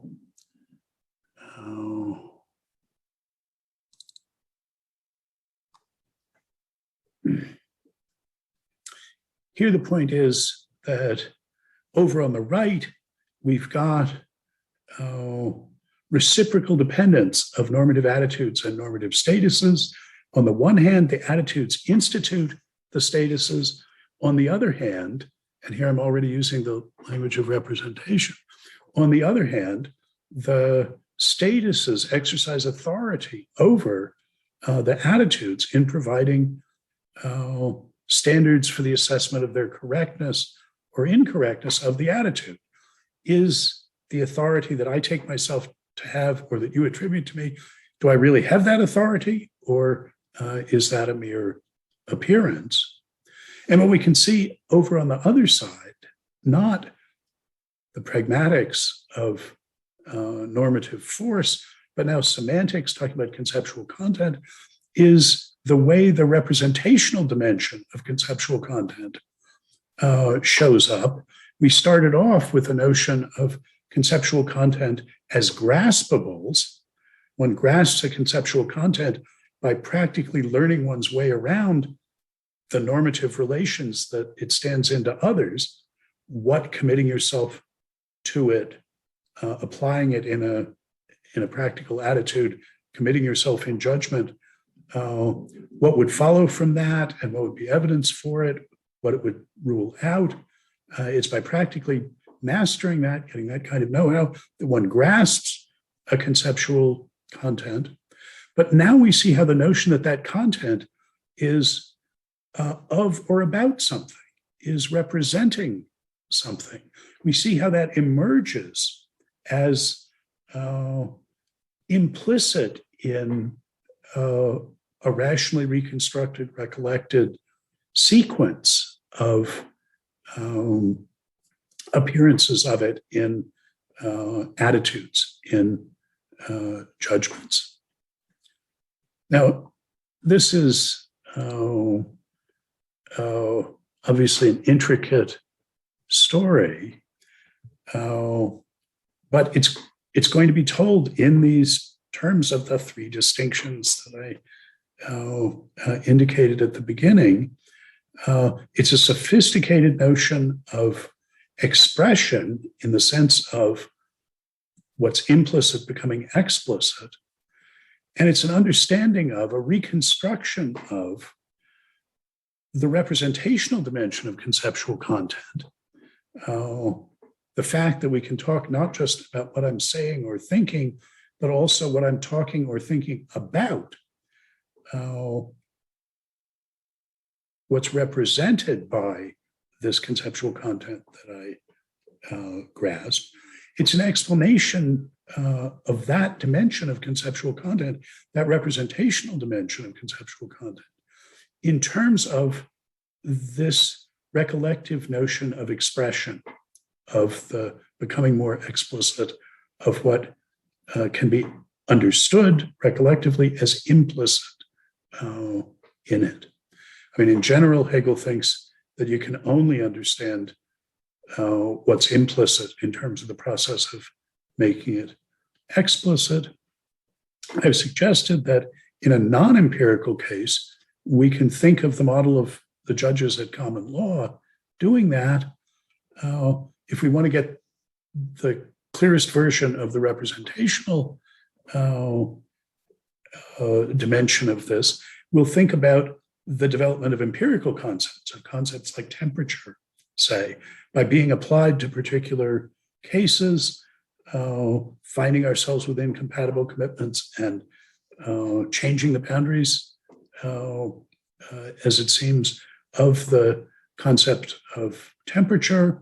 But all of this seen retrospectively, recollectively, from the standpoint of an expressively progressive trajectory through that history that picks out precedential applications precisely as the ones that not only correctly applied the norm, but that also in doing so illuminated, made explicit a new region of the boundary of the concept. So, I think that this story is at least a responsive answer to a whole lot of questions in contemporary philosophy. If you look at the conclusion of A Spirit of Trust, you'll see that one of them is Kripkensteinian worries about rule following that I claim Hegel already worried about in 1806 and had an elaborate response to. The Kripkenstein worry is a worry about the relation between normative statuses and normative attitudes. And the recollective story told in terms of those is an account of just the phenomenon that Kripke-Wittgenstein finds so puzzling.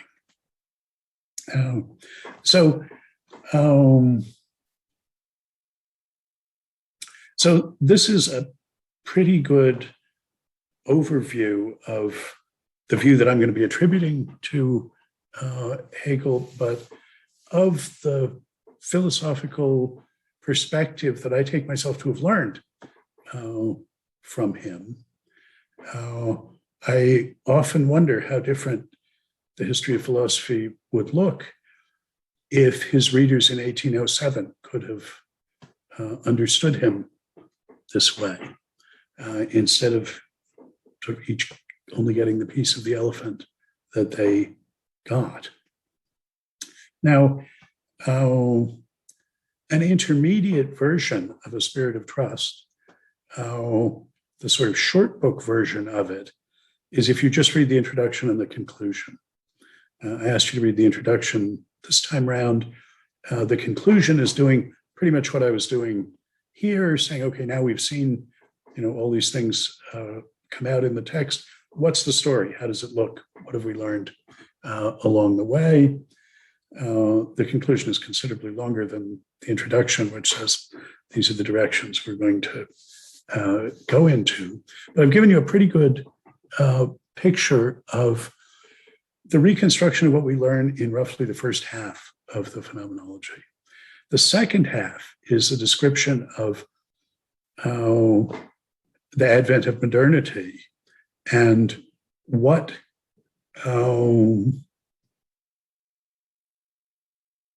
hints we can get about what it would be for us to reconcile the insights of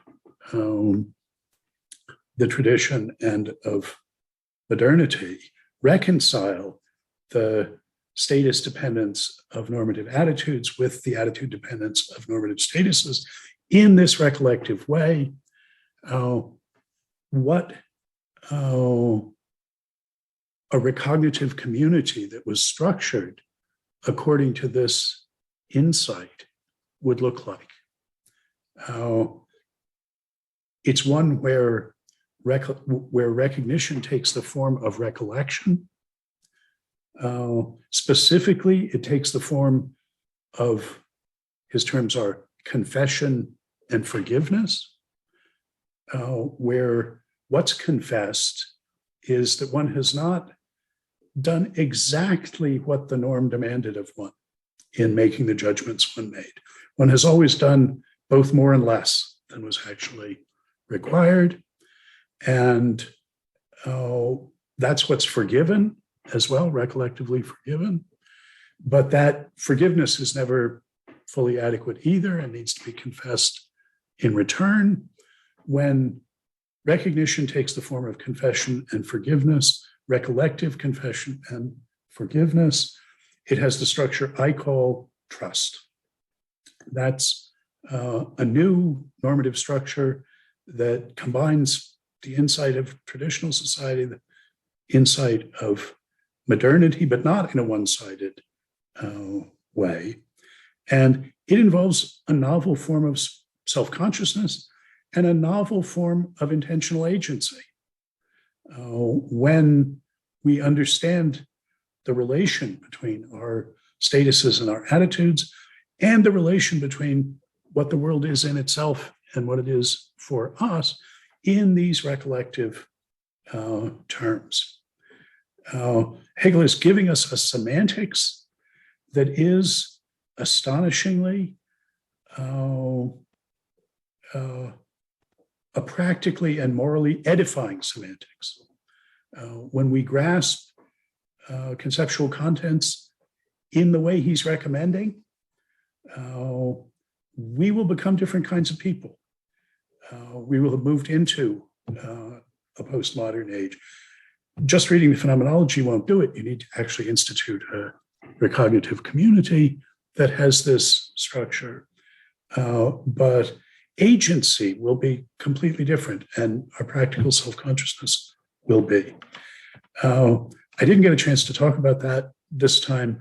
If you want to peek ahead in the world spirit in this regard, you could read my Aquinas lecture that I did link to, or see the video of the lecture version of that I gave at Yale on heroism and magnanimity.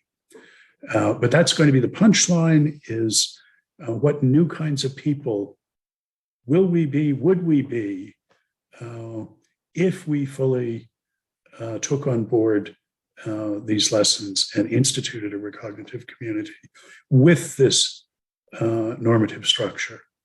And it's the notion of recollective rational reconstruction that is at the center of it. So next week, we'll start off actually reading some Hegel. There's much more in the 3 chapters of A Spirit of Trust that address the 18 paragraphs of his introduction than I will be able to discuss next time. But we'll start off with his corrosive but penetrating critique of the representationalist tradition from Descartes to Kant, which is what motivates the very different idealist response that I've analyzed in these 3 layers of conceptual realism, objective idealism, and finally the conceptual idealism that centers around this notion of recollective rationality. So that's what's on offer, and I wanted to give you sort of the overview of the punchline of what philosophical view emerges, in my view, from Hegel if we properly learn the lessons that he has to teach us. And I'm warning you, you're going to have to be an idealist if you're going to learn these lessons from him. That has been in Anglophone philosophy the love that dare not say its name, from Russell and Moore on. Well, to comprendre, if you understand it, you won't be frightened by it anymore, or anyway, not as frightened by it. So that's what's on offer, but we'll actually look at the Hegelian text next time. So whatever else you do, read carefully those 18 paragraphs. I've put the Kenley Dove translation in there because it's much better than the others. Do read the text that's linked to it rather than in whatever translation you're reading. Yes, Sequoia? Yeah, I just had a question about the translations. The last time you said that the Inwood translation is the one you prefer using, and I went and looked, and I noticed there was a Inwood translation, also an Inwood revision of the Miller translation. Do you know what the difference between those two are? I don't. Okay. And the fact is, I use the Miller translation. It's just when a question arises, and I've looked at them carefully, Inwood is better than Miller is. Okay. Thanks. Okay. Well, then I will see you next week. Do keep up on the website, because I add stuff to it and move stuff around on it as I prepare for the next time. Okay.